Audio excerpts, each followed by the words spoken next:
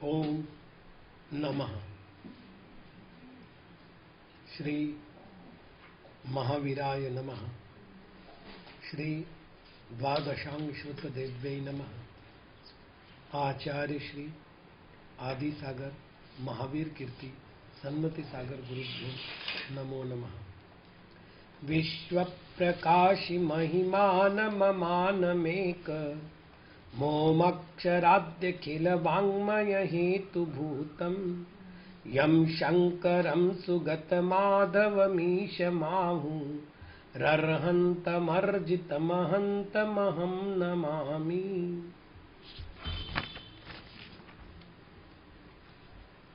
तावत्क्रिया प्रवर्तन्ते यावद्वैतस्य गोचरम् अद्वये निष्कले प्राप्ते निष्क्रियस्य कुतः क्रिया।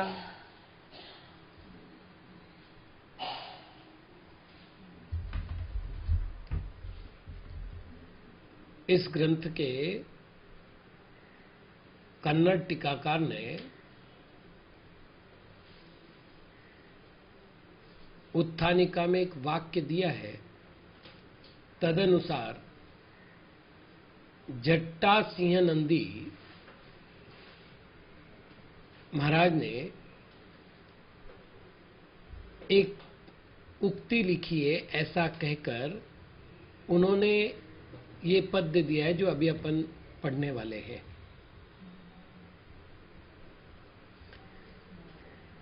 जटासिंह नंदी की केवल एक कृति हम लोगों के पढ़ने में है, वरांग चरित्र। इसके अतिरिक्त और कोई कृति हो तो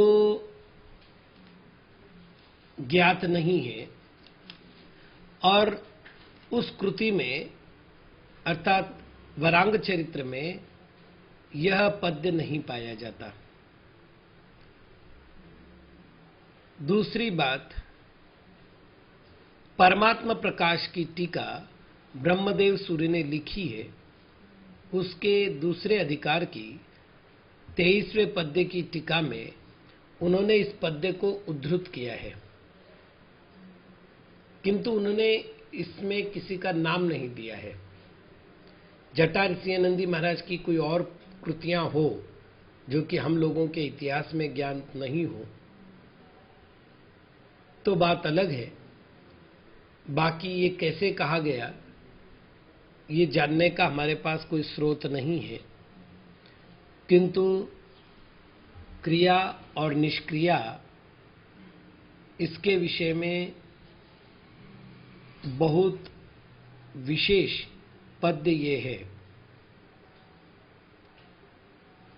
अध्यात्म का उद्देश्य होता है निष्क्रिय होना। यदि संपूर्ण साधनाओं का सार माना जाए तो निष्क्रिय होना है। मुनिराज 24 घंटे में ध्यान, अध्ययन आदि क्रियाओं को किया करते हैं। उन क्रियाओं का मूल उद्देश्य होता है मन वचन काय की चंचलता को रोककर आत्मा को निष्क्रिय बनाया जा सके। प्रवृत्ति में निवृत्ति का जो अंश है वो अधिक होता है। यही कारण है कि उनके व्रत निर्दोष होते हैं।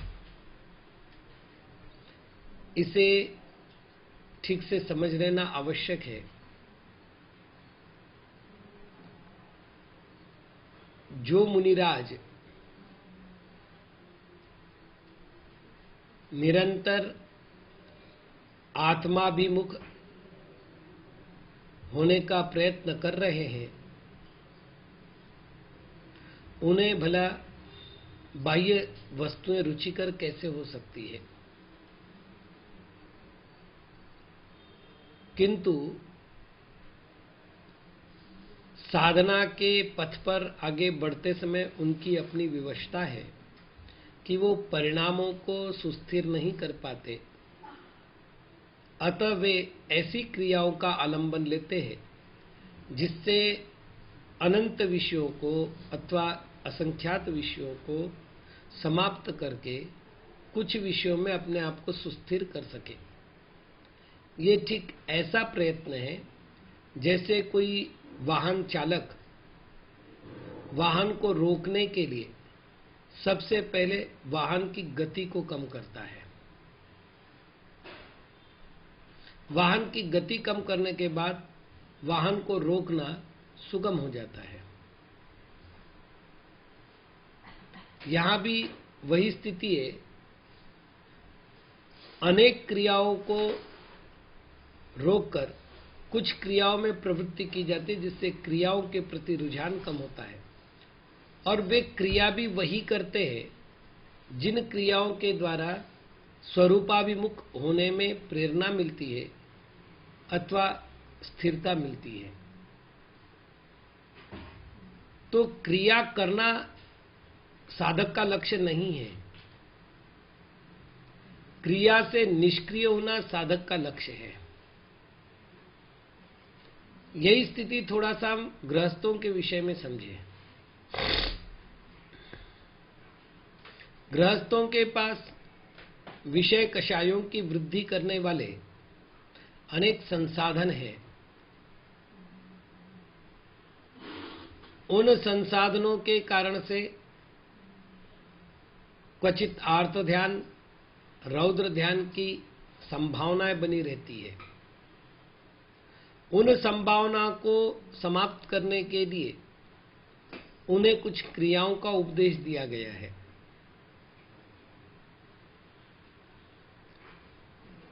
यदि हम गृहस्थों की क्रिया का भी वर्णन देखें, उदाहरण के लिए दान, उदाहरण के लिए पूजा, उदाहरण के लिए तीर्थाटन,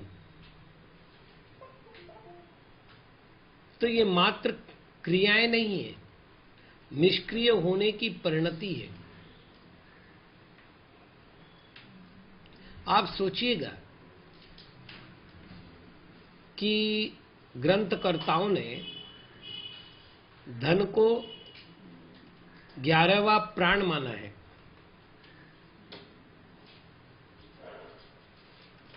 प्राणा एते बहिश्चराम पुंसाम, अमृतचंद्र महाराज का कहा गया ये वाक्य अत्यंत महत्वपूर्ण है। जब गृहस्थ दान अथवा पूजा के नाम पर स्वयं अपने द्रव्य का विसर्जन करता है तो दान रूप क्रिया तो सबके दिखने में आ रही है, लेकिन राग के विसर्जन रूप स्वरूप स्थिरता की ओर बढ़ने वाला प्रयत्न दिखाई नहीं देता। यही स्थिति पूजा की है। पूजा के लिए लाया गया द्रव्य 11वें प्राण का कहीं न कहीं व्यय करने बाद ही आता है। तो लोभ कषाय का अभाव करने के लिए क्रिया का आलंबन लिया गया, अर्थात निष्क्रिय बनने के लिए ही क्रिया की गई। संसार चक्र का शमन करने के लिए ही क्रिया की गई। इतना ही नहीं, जो मन अनेक प्रकार के विषयों में भटक रहा था, उस मन को केवल जल, चंदन आदि 8 विषयों में स्थिर कर दिया गया, थोड़े काल के लिए सही। तो वास्तविक सम्यक चारित्र वह है जिसकी प्रवृत्ति निवृत्ति के लिए होती है। अतः क्रिया करना लक्ष्य नहीं है, क्रिया करना साधन है।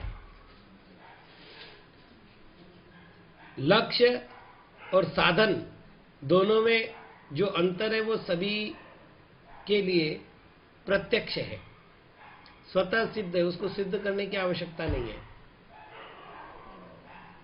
तो चरणान योग में जितनी क्रियाएं बताई गई है उनका उद्देश्य आत्मा को क्रिया पक्ष में फांस कर रखना नहीं है, क्योंकि क्रियाएं द्वैत भाव की उत्पत्ति का कारण है। यही बात यहाँ पर आचार्य महाराज समझाने का प्रयत्न कर रहे हैं।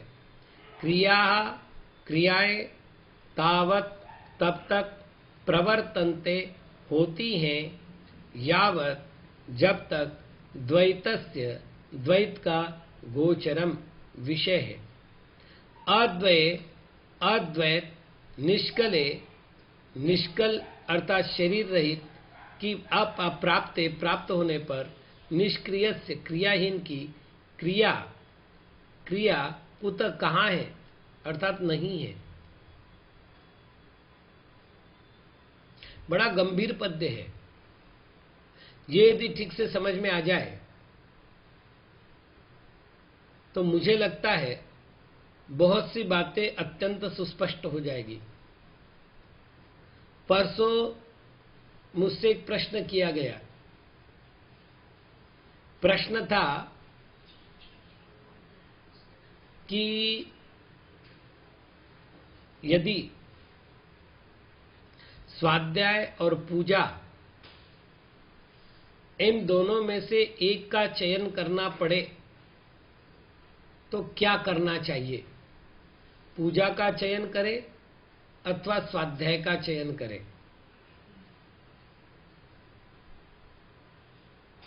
अपने मत की संस्थापना करते समय प्रश्नकर्ता ने कहा कि पूजा करने में मन चंचल होता है, स्वाध्याय करने में मन स्थिर होता है। पूजा करने में जो पाठ हम बोल रहे हैं वो रोज रोज वही बोल रहे हैं, और स्वाध्याय करने में नित्य नवीन बातों का ज्ञान होता है। अज्ञानी की पूजा व्यर्थ है। स्वाध्याय आत्मा को ज्ञानी बनाता है।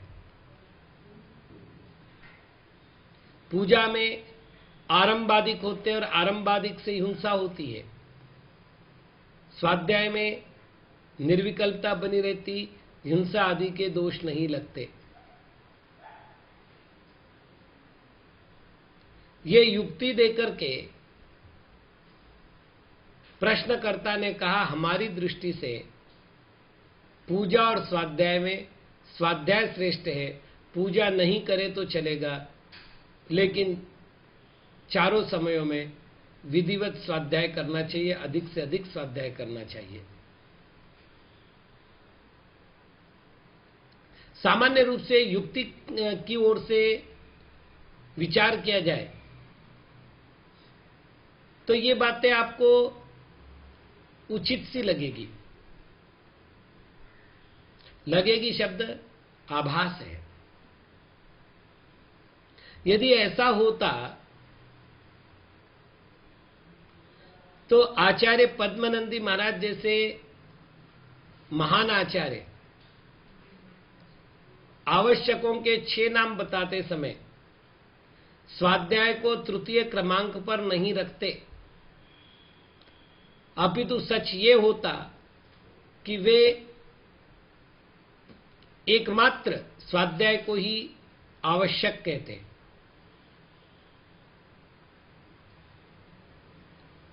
बड़ी भूल है। पहले तो ये कहना कि पूजा क्रियाकांड है और स्वाध्याय ज्ञान मार्ग है। द्रव्य श्रुत का स्वाध्याय भी क्रिया है। दूसरी भूल ये है कि देव पूजा को हिंसा का साधन कहना और स्वाध्याय को अहिंसा का साधन कहना,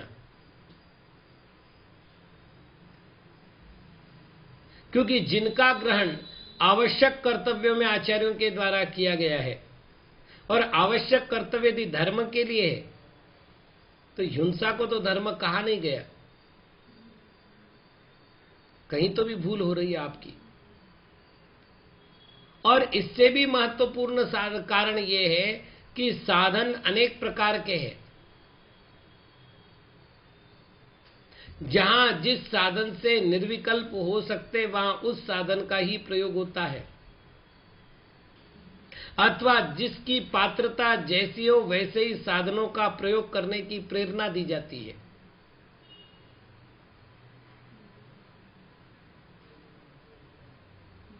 बहुत सा विषय है कि पूजा को हेय बता करके स्वाध्याय को श्रेष्ठ बताने वाले ये भूल गए कि उसी स्वाध्याय की ग्रंथों में नित्य और नैमित्तिक पूजा श्रावक का अनिवार्य अंग कहा है। आपको ये जानकर आश्चर्य होगा कि गृहस्थों के द्वारा किसी प्रकार का दोष होने पर यदि वो अपने गुरुजनों के श्री चरण में जाते हैं और प्रायश्चित की याचना करते हैं तो प्रायश्चित शास्त्र के अनुसार गृहस्थ को पूजा दान इन दो का मुख्य रूप से प्रायश्चित दिया जाना चाहिए।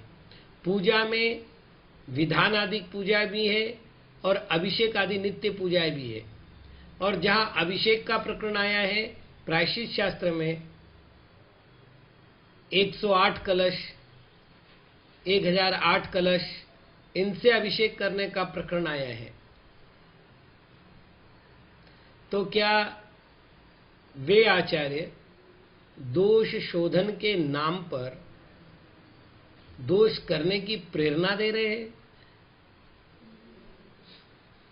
ये तो सम्यक दर्शन का ही अभाव करने वाला विषय बना लिया हमने। तो एक तरफ उनको प्रमाण मानकर अपने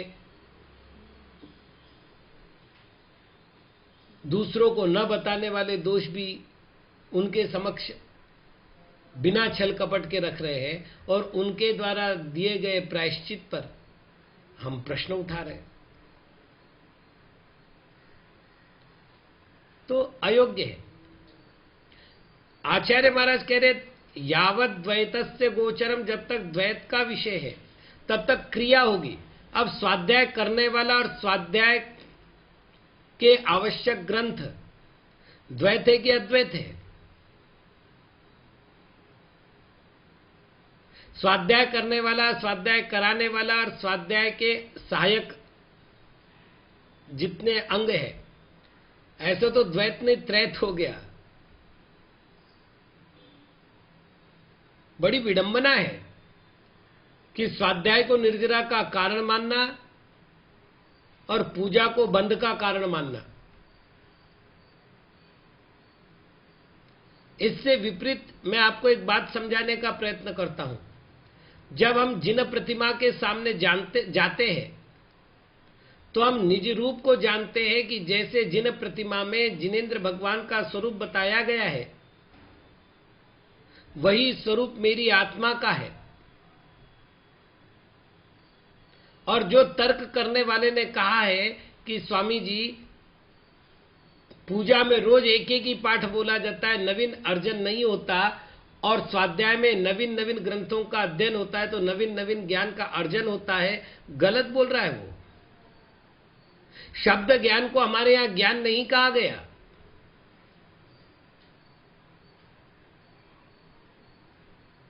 और यदि पुनः पुनः उसी वस्तु का चिंतन करने से ज्ञान का लाभ नहीं होता तो मेरे भाई एक नहीं दो नहीं 12 भावना का वर्णन किया गया।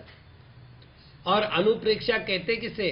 अनु अर्थात पुनः पुनः, प्रेक्षा अर्थात चिंतन करना, ध्यान करना, विचार करना, मनन करना। 12 अनुप्रेक्षाएं दिए, पुनः पुनः उन्हीं विषयों का ध्यान करना है। क्योंकि अनादिकालीन संस्कार को काटना हो तो एक ही विषय पर पुनः पुनः संस्कारित करना आवश्यक होता है। कोई छोटी मोटी लकड़ी होती है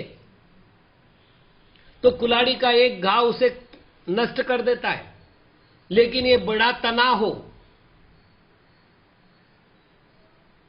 और कोई व्यक्ति एक यहां मारे, दूसरी कुल्हाड़ी यहां चलाए, नवीन नवीन अर्जन करना है ना, दूसरी कुल्हाड़ी यहां चलाए, तीसरी कुल्हाड़ी यहां चलाए, इस तरह वो कहे मैं नई नई जगह कर रहा हूं, लेकिन क्या करूं महाराज, यहां तो वो तना कटता ही नहीं है, तो नहीं कटेगा।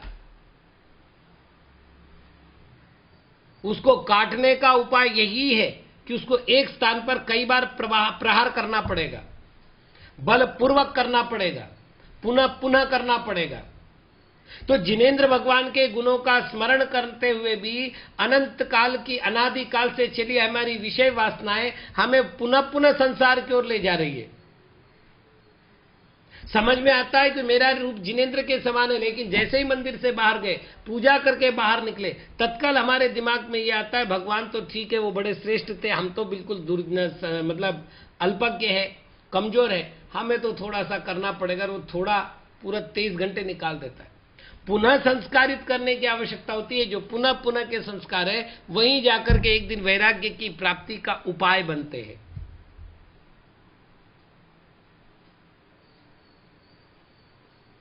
अन्यथा उस स्वाध्याय का क्या लाभ? सोचिएगा, मैंने नीति शास्त्र में पीएचडी कर ली, भारत सरकार की ओर से मुझे गोल्ड मेडल भी मिल गया, सब कुछ हो गया। पूछा क्या व्यापार करते हो?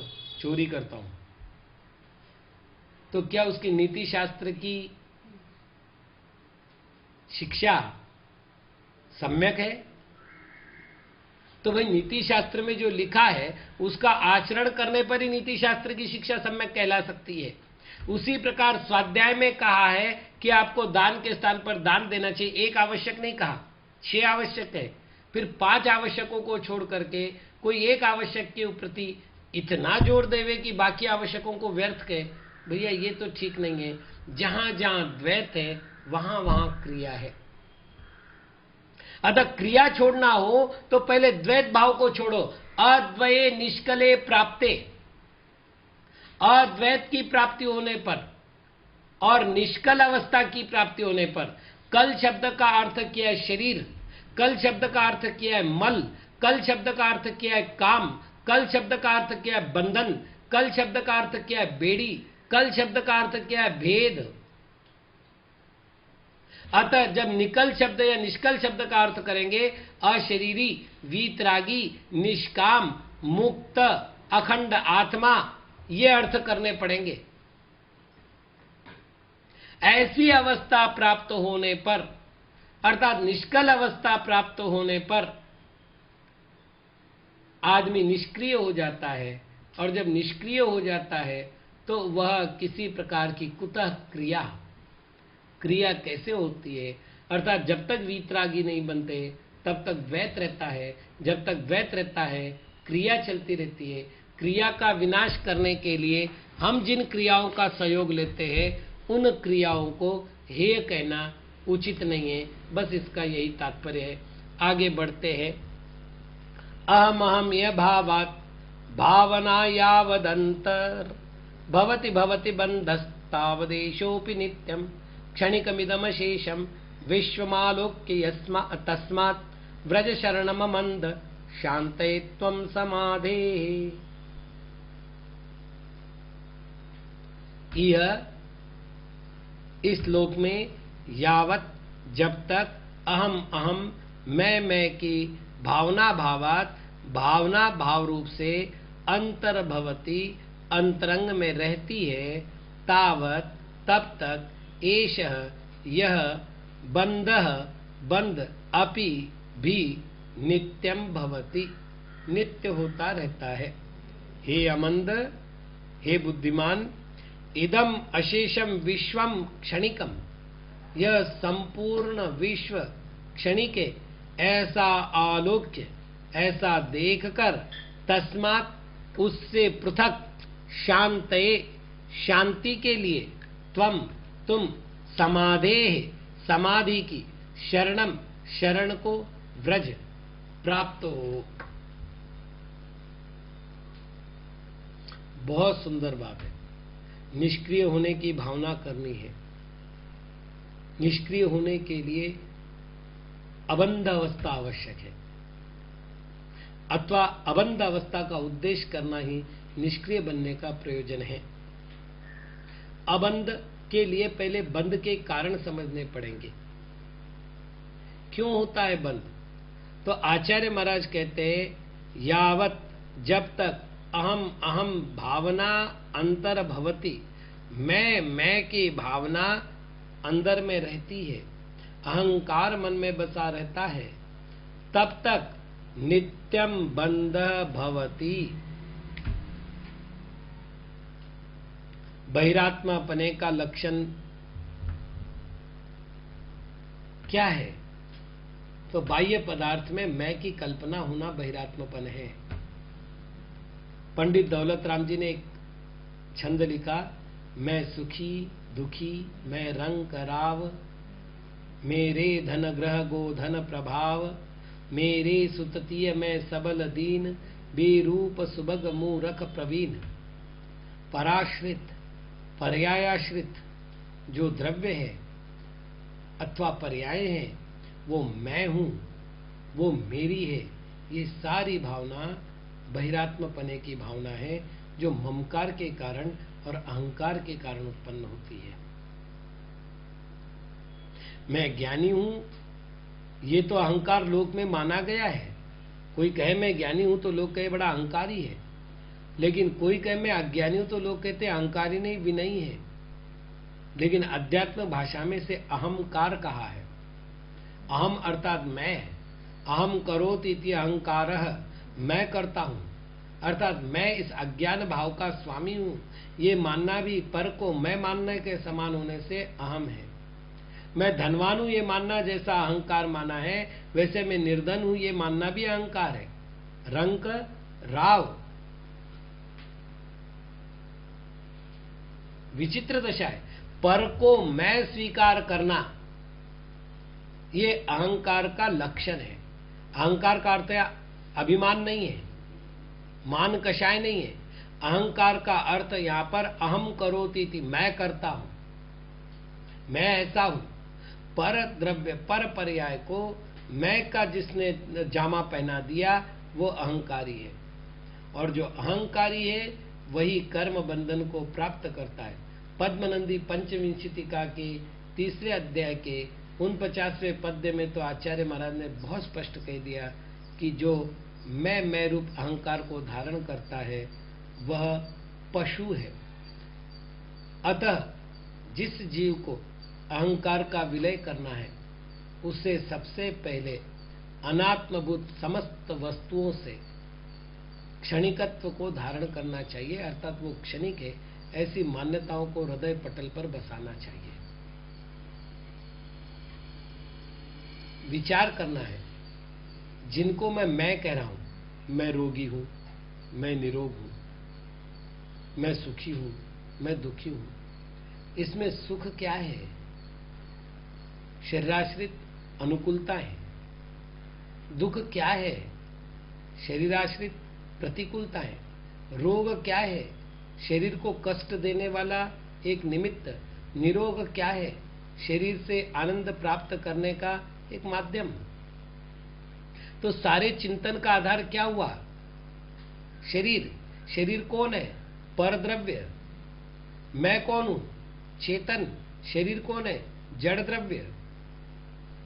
मैं को भूल करके क्षणिक ऐसे पर संयोग को मैं समझने की भूल करना अहंकार है, और यही अहंकार उसमें जब तक प्रवृत्ति होती करता है तब तक बंद होता है। आचार्य महाराज कहते भैया एक बार विश्वम विलोक्य, ठीक ढंग से तुम इस संसार को देखो और उससे पृथक शांति के लिए, शांति को प्राप्त करने के लिए तुम समाधि की शरण में जाओ। समाधि का अर्थ है निर्विकल्प व्यवस्था। कर्म का काम करे, अनुकूलता प्रतिकूलता देता रहे, पर्याय अपना काम करे, वो अनुकूल प्रतिकूल बनती रहे, किंतु मैं उसमें न अनुकूलता का भाव करूं न प्रतिकूलता का भाव करूं। जो है सो है, जैसा मिला है वैसा मिला है। मैं अगर स्वरूप में स्थिर नहीं रह सकता तो उनका प्रयोग किया, आगे बढ़ गए। जैसे मनुष्य गाड़ी में बैठता है तो टिकट लेता है, गाड़ी से उतरता टिकट फाड़ के फेंक देता है। हाँ, किसी को हिसाब देना हो तो फिर टिकट संभाल के रखेगा, नहीं तो फाड़ के फेंक देगा। वैसे साधन उपयोग हो गए, उसके बाद छोड़ दो, उससे जुड़ो मत, तो बंद नहीं होगा। और जब बंद नहीं होगा तो निर्बंध अवस्था की प्राप्ति में तुम्हें सहयोग मिलेगा। आज मात्र इतना ही। ओम नमः।